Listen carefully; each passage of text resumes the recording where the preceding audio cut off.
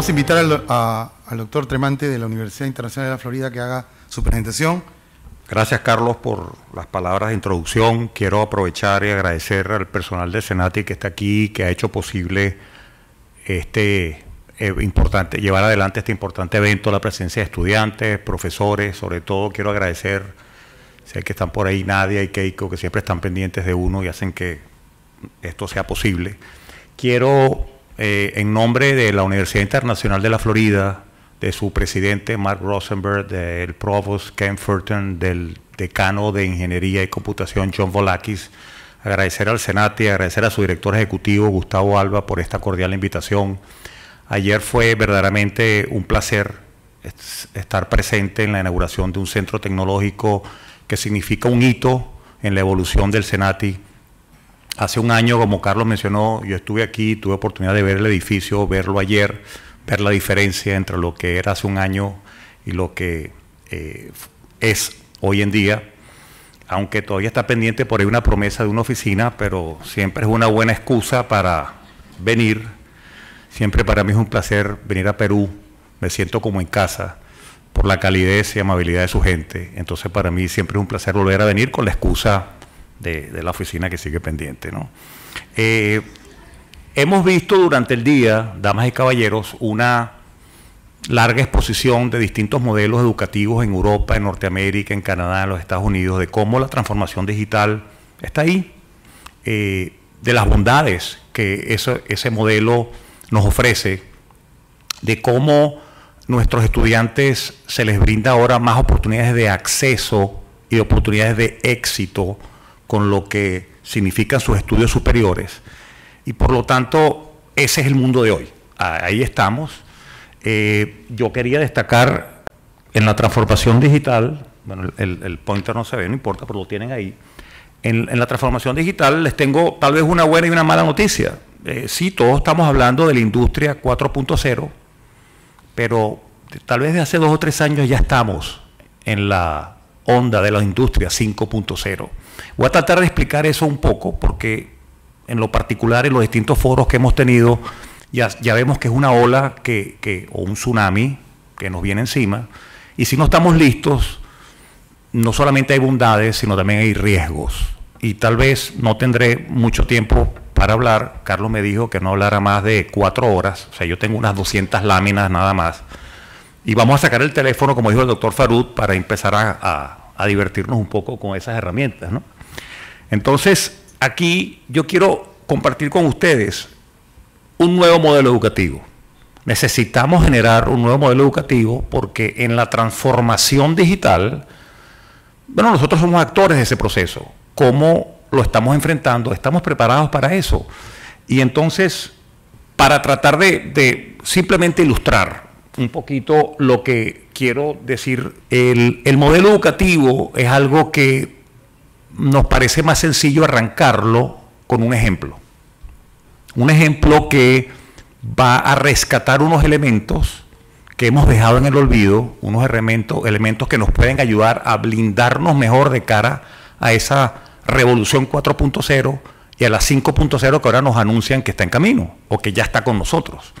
Y ese modelo educativo, yo quiero destacar esta frase que la voy a tratar de llevar y de compartir con ustedes, que es la gestión de activos y la digitalización. Porque no es solamente digitalizar, no es solamente un teléfono donde tenemos aulas virtuales, donde podemos tener todo lo que estemos buscando aquí. Doctor Google se encarga de darnos prácticamente todo lo que queremos buscar. Entonces, ¿cuáles son los beneficios y riesgos de esa tecnología? Y voy a mencionar 2 ejemplos que estamos haciendo.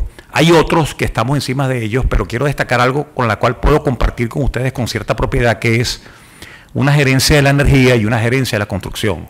Ambos modelos estamos tratando de arrancarlos, sobre todo el primero, el de la gerencia de la construcción, en la relación que ya existe entre Senati y la Universidad Internacional de la Florida, como elementos educativos que podemos traer en conjunto y que podemos poner al servicio de los estudiantes, y empezar no solamente a hablar de un tópico, sea construcción, sea energía, sea ambiente, sino empezar a hablar de la gestión del activo.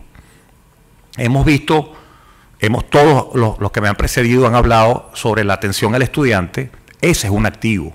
Cómo manejamos ese activo? Hay activo humano, hay activo físico, hay activo financiero y ahora hay un activo digital.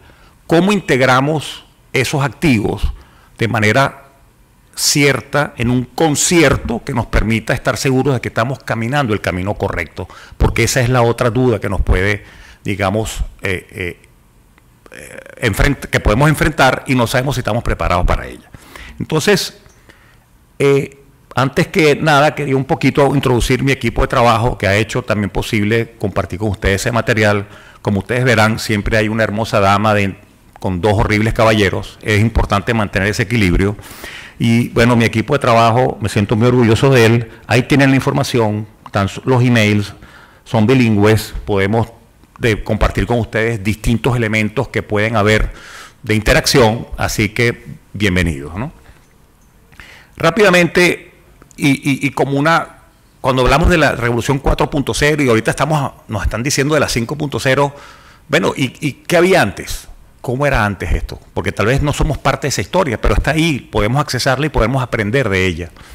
Y en las revoluciones industriales siempre han existido procesos históricos donde hemos evolucionado, y hemos evolucionado no solamente en el conocimiento, sino tenemos un elemento motriz que hemos destacado como energía. Es decir, ¿quién nos impulsa? Somos, como decían anteriormente, ¿somos impulsados o somos el impulso?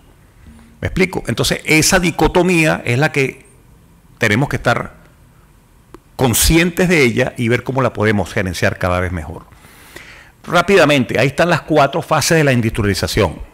Desde la primera, hace 130, 140 años, la primera revolución industrial, la era del carbón, ¿sí?, que trajo la primera ente motriz de energía que permitía de alguna manera empezar a industrializar la mano de obra. Ahí también hubo unos retos, ahí también decía, las máquinas van a desplazar al hombre, ¿sí? Y había dudas.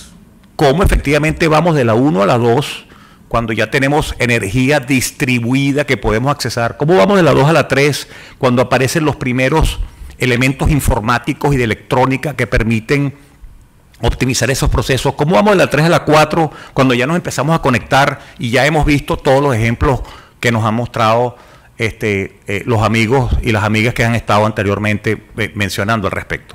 Entonces, esto es simplemente el contexto donde estamos. Yo he puesto ahí 2020, tal vez sea 2025, tal vez ya fue 2015, ¿sí? Hay una zona gris, pero yo quiero dejar claro de que yo siento en lo particular y nuestro equipo de trabajo siente que ya estamos montados en la ola, estamos surfeando la ola de la industria 5.0. Y quiero destacar esta colaboración porque es la misma integración que tiene el Senati, ¿sí? Es la mano del hombre con la del robot que permite de alguna manera decir, bueno, estamos ahora en presencia de los cobots, estamos en presencia ahora del mismo robot que nos recibió ayer en la inauguración del centro tecnológico. ¿Será un Terminator? ¿Será que va a acabar con nosotros en el futuro? ¿Será que será un amigo por siempre? ¿Cómo se presenta este nuevo ente? ¿Este es un aliado? ¿Sí o no? Y si es sí y es no, ¿cuáles son las ventajas y desventajas? Eso es lo que tenemos que estar conscientes de ahora en adelante. Entonces, quiero dejar eso, digamos, claro como el contexto, y quiero caer en el elemento que sentimos necesitamos integrar, que es tal vez el elemento que va a amalgamar todos los activos que yo les mencionaba antes, que es la gestión.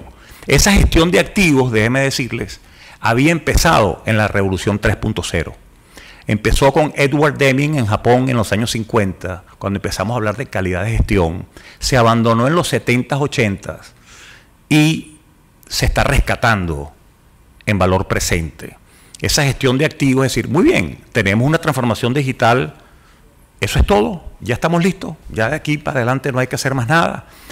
Si entendemos que la Revolución 4.0 nos da la conectividad, no nos está dando la integración. Y esa gestión de activos es el elemento que estamos empezando a estudiar, que queremos empezar a incorporar, que posiblemente lo hemos dejado ahí por fuera. Todo este tipo de cosas la podemos ver como un vaso medio lleno, un vaso medio vacío. Siempre hay un lado oculto de la fuerza, como en la Guerra de las Galaxias, ¿sí? Y si no estamos conscientes de ese lado oscuro de la fuerza, puede ser que nos invade y no nos estamos dando cuenta de ella, ¿no? Podemos manejarla, podemos gerenciarla. Y quiero también mencionar que ya hay unas normas al respecto. Las normas ISO 55000 salieron en el 2014.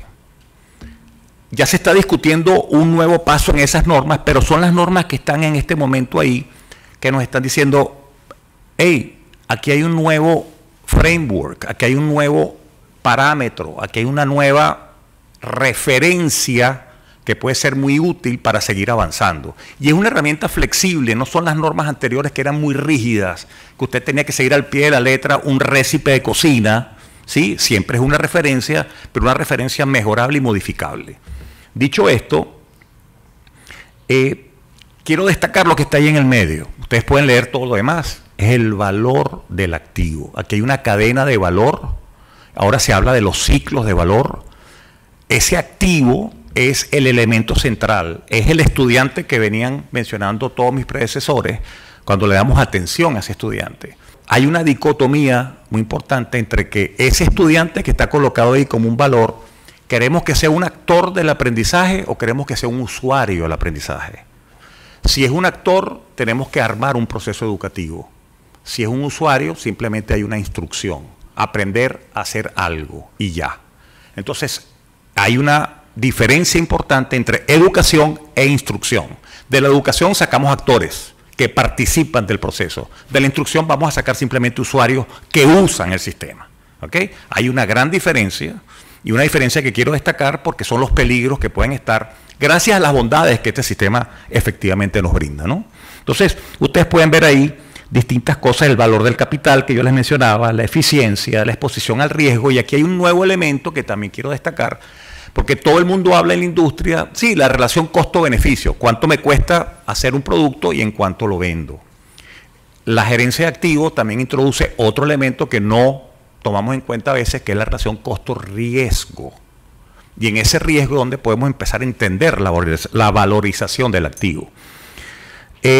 Aquí hay, lo voy a mencionar muy rápidamente, estas son dos láminas que ahí sí, seriamente yo puedo abrir 400 láminas más y hablar sobre esto. Hay dos ciclos de vida de la gestión de activos que podemos tener. La primera tal vez es la clásica, donde tenemos un gasto de desarrollo, el CAPEX, que se conoce como gastos de desarrollo y costos de inversión. Tenemos investigación del producto, su diseño preliminar, compramos materia prima que nos permita elaborar el producto que estamos diseñando, lo elaboramos, ¿sí? Y estamos listos para la fase siguiente de operación. Entonces, hay un tiempo, estamos hablando de valor contra tiempo, hay unos costos de operación y mantenimiento, pero hay un elemento que quiero destacar, que cuando no tomamos en cuenta la gestión del activo, nos olvidamos de la confiabilidad de ese activo, empezando por el activo humano, y entonces en esa curva aparece una loma alta de riesgo porque no la hemos evaluado correctamente. La otra versión, bueno, y aparece después al final la desincorporación. Pero entonces esta es la opción 1. La opción 2 es esta. La pueden comparar, las pueden ver. ¿Cuál es la gran diferencia ahí?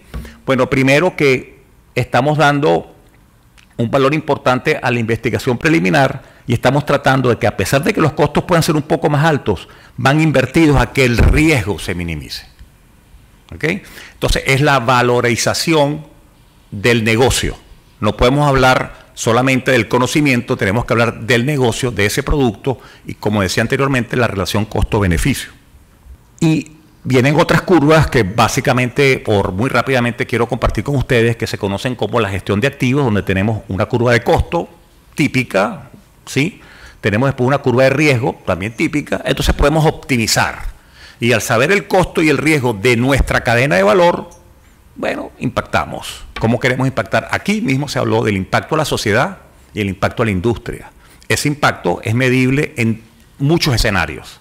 ¿Cómo queremos impactar? Sea la sociedad. El ejemplo que acabamos de ver de Nevada, el campo de la medicina. Esas personas que estaban ahí no son usuarios, son actores. Están entrenándose para tratar con pacientes. El producto no es un lápiz o un computador, es un ser humano. Entonces, en el mundo de la medicina, esto cobra especialmente valor porque significa que el riesgo puede ser muy alto, el riesgo puede ser vidas, de cómo efectivamente yo trato a un paciente desde el principio, si lo trato bien o lo trato mal, el costo puede ser muy elevado. Entonces, ese ejemplo me permite tal vez ilustrar con ustedes lo que significan estas curvas. Y hay como todo un punto óptimo. Entonces, con ese punto óptimo bien conocido, perfecto, podemos seguir adelante. Entonces, esto se puede hacer mucho más rápido. En la primera presentación del doctor Pedro, él nos decía, bueno, no tengo datos de aquí, no tengo datos de allá. Efectivamente, tenemos que empezar a recolectar datos. La digitalización nos permite recolectar datos en tiempo real.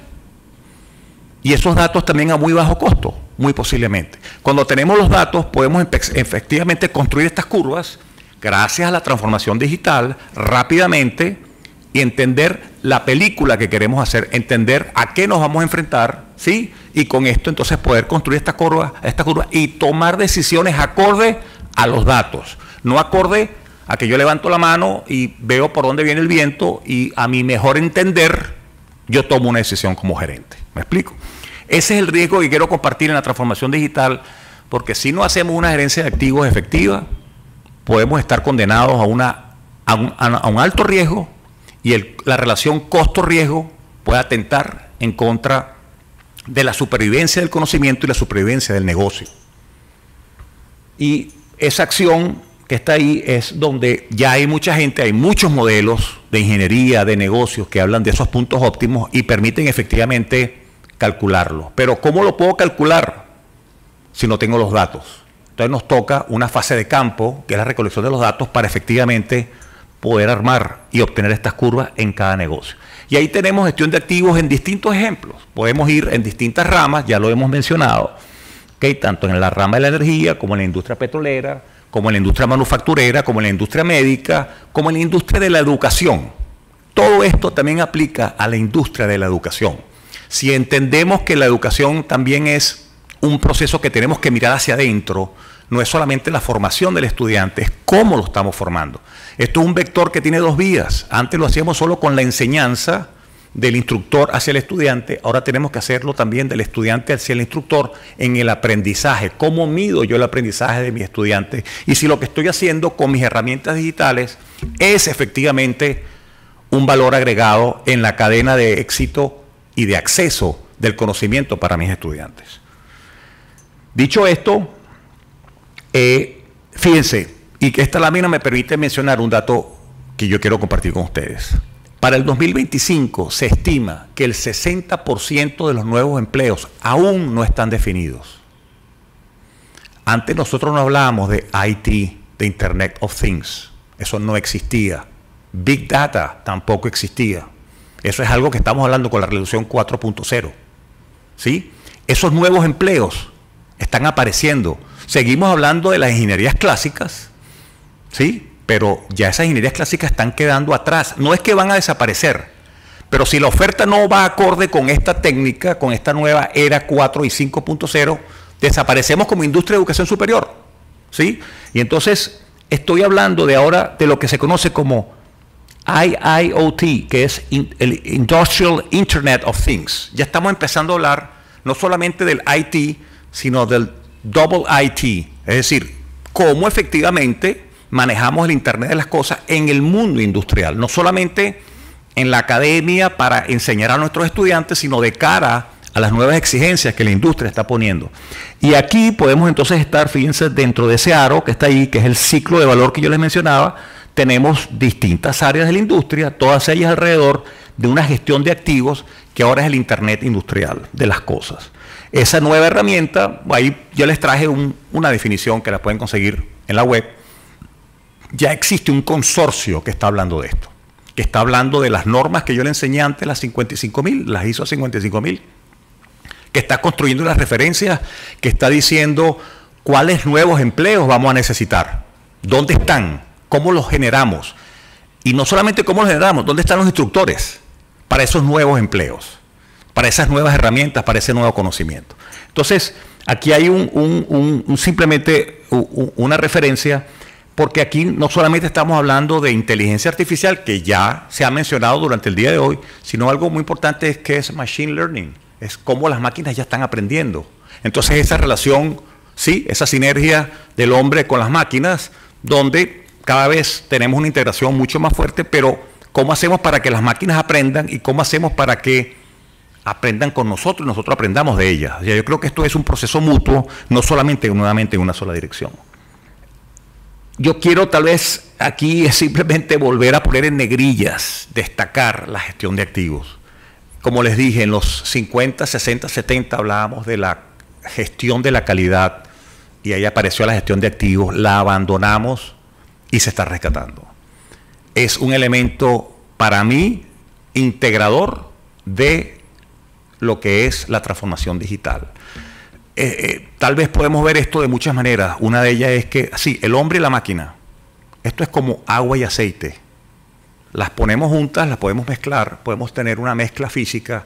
¿Qué pasa cuando las dejamos tranquilas? Se vuelven a separar. ¿Sí? ¿Cómo buscamos la integración química? Si ustedes agarran en su casa, a propósito, agua y aceite, ¿sí? Y hacen el experimento, van a ver que se separan porque tienen densidades distintas. Agarran un poquito clara de huevo, ¿sí? La echan, la mezclan. ¿Y qué pasa? Tengo 3 elementos en uno. Acabo de hacer mayonesa. ¿Sí? Hubo una integración química de agua con aceite y un elemento que amalgama. Esa clara de huevo, ese elemento que amalgama, es la gestión de activos. Ese es tal vez la referencia que quiero que tengan como ejemplo, que nos podamos llevar y que les sirva de curiosidad para seguir buscando información a través del portal digital que ya todos tenemos. Entonces, ese planteamiento de la gestión de activos global, nuevamente, fíjense la última parte que está abajo, o la primera, mejor dicho, que es la base, es integración y gestión ¿de qué? De datos. ¿Sí? ¿Dónde están los datos? ¿Qué confiables son esos datos? ¿Cómo accesamos esos datos? Y después de ahí, hacia arriba, ¿cómo construimos entonces esa gestión, sea cual sea, de operación, de mantenimiento, de educación, de IT, de Big Data, lo que sea? ¿Cómo construimos esa gestión? Pero a partir de un punto confiable, de los datos. Si no tenemos los datos, podemos estar simplemente disparando a oscuras, en el vacío, sin saber dónde está nuestro fin. ¿Ok? Entonces, esto es nuevamente un portal que tengo para otras láminas que permiten ir desmenuzando cada uno de estos elementos, pero simplemente quiero destacar el panorama global, ¿no? Y agregué esta lámina porque casualmente lo estaba hablando esta mañana, así como en la industria médica, en el área de la aviación, hay aviones que ya pueden volar solos. Entonces, ¿el piloto es el capitán de la aeronave que conocíamos antes o es un usuario? ¿Estamos listos para ese cambio? ¿Ustedes se montarían en un avión donde saben que el avión es completamente autónomo y no hay un piloto? Tal vez no. Tal vez no estamos listos como sociedad para ese cambio, pero la tecnología sí está lista, déjenme decirles. Entonces, si eso existe, también es importante que no caigamos en el extremo del lado oscuro de la fuerza, porque siendo completamente autónomos, ¿sí? Y les recomiendo que vean una película que se llama Sully, ¿sí? Donde el piloto, por su experticia y por ser actor del proceso, él toma decisiones en contra de todo el sistema de información que le está dando una información que casualmente era errada. Y él toma una decisión basado en su experiencia, basado en su piel, en su olfato, en su conocimiento de la aeronave, y él pudo efectivamente salvar a todos los tripulantes y pasajeros de esa aeronave. Les recomiendo la película si no la han visto.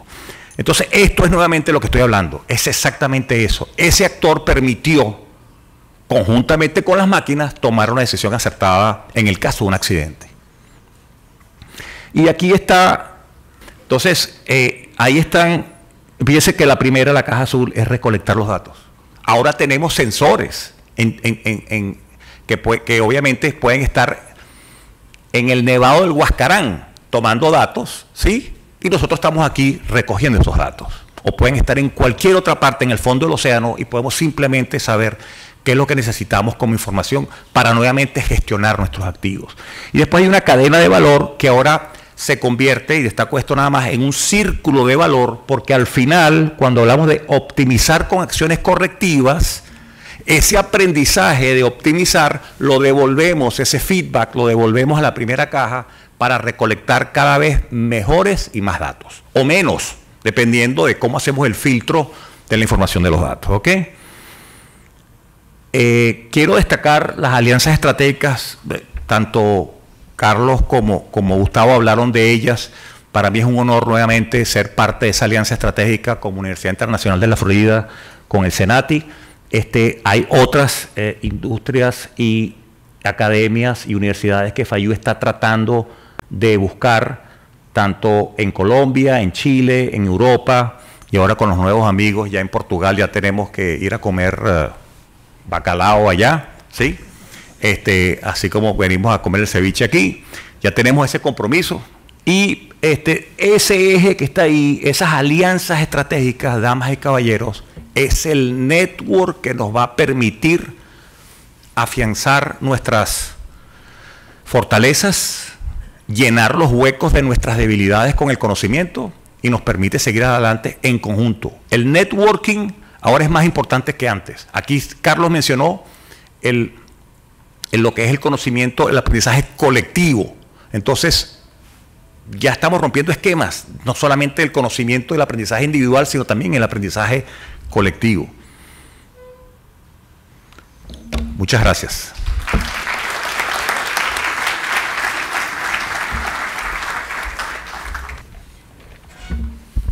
Una manera muy particular de llegar a este final del evento con la presentación del doctor Tremante, donde este elemento del activo y la gestión que da valor al negocio, ¿no?, nos pone en otro contexto de toda la experiencia que hemos visto en las presentaciones de los expositores anteriores. Y como en esta ola de la quinta revolución, que para unos parece muy lejana, nos pone una serie de elementos de reto. Antes de culminar este proceso que ha sido tan enriquecedor, no sé si hay algunas preguntas. ¿La transformación digital puede convertirse en un elemento importante para la acreditación educativa? Sí. Yo voy a enlazar la primera pregunta con la segunda, ¿ok?, si me permite. Porque la segunda dice que ejecutamos primero la transformación digital, los procesos administrativos, procesos educativos. Y yo me voy a referir a la palabra procesos. Para responder la primera, quiero tal vez abordar rápidamente la segunda. El peligro de la transformación digital es que cuando no optimizamos nuestros procesos y queremos agarrar el proceso per se como está y digitalizarlo, vamos a estar muy seguramente digitalizando basura. Procesos que son retrabajos, procesos que no están optimizados. Entonces, primero debemos filtrar y después tenemos que optimizar vía la transformación digital. Yendo lo primero, entonces, es un requisito integrado, no es un requisito de ver una materia más, no es un requisito de ver 3 créditos más, no, es parte del proceso integrado. Es decir, tenemos que estar conscientes de que efectivamente la acreditación educativa hoy de ustedes y de los futuros estudiantes pasa, como lo dije, por nuevos empleos que aún, en el 60% de ellos aún no hemos definido, que sí efectivamente están impactados por la transformación digital, con el riesgo de que esos procesos, si no valoramos la gestión de nuestros activos, podemos estar cometiendo el error de transformando digitalmente algo que no necesitamos. Y ese es el peligro que yo quería alertar, bajo las grandes bondades que esto tiene, ¿no? El tercer dice, puede definir más a detalle qué se refiere con el costo y riesgo del valor del activo en el campo de digitalización. Bueno, es lo que acabo de decir. El riesgo, la pregunta me permite tal vez ilustrar la respuesta. El riesgo está en que podemos caer en un loop infinito, ¿sí?, tratando de optimizar algo que no es optimizable. ¿Por qué? Porque no hemos primero, con la gestión del conocimiento, entender nuestro valor, entender el negocio que tenemos enfrente. Es decir, muy bien, esto es lo que yo quiero hacer, lo voy a optimizar con los esquemas que yo les mencioné, sea el 1 o sea el 2, no importa. La decisión del negocio depende de cada quien. Si uno, sí, yo voy a asumir el riesgo al final y no lo voy a minimizar al principio porque implica un alto costo de inversión. Bueno, pero ya lo estoy haciendo a conciencia. Ya estoy tomando una decisión gerencial en función de unos datos y en función de que, no, es que yo no sabía. Cuando miro hacia atrás, 5 años atrás, es que yo no lo sabía. No, No vamos a caer en el error de que yo no sabía, porque tengo los datos, tengo la información, tengo los procesos, sé cómo optimizarlos y después sé cómo transformarlos digitalmente. Entonces, cuando me refiero a ese riesgo del valor, es que el negocio se nos puede ir de las manos, sea educativo, sea petrolero, sea energético, sea de la construcción, sea médico, se nos puede ir de las manos si no valoramos el riesgo que tiene todo negocio emprendedor, cualquiera que sea.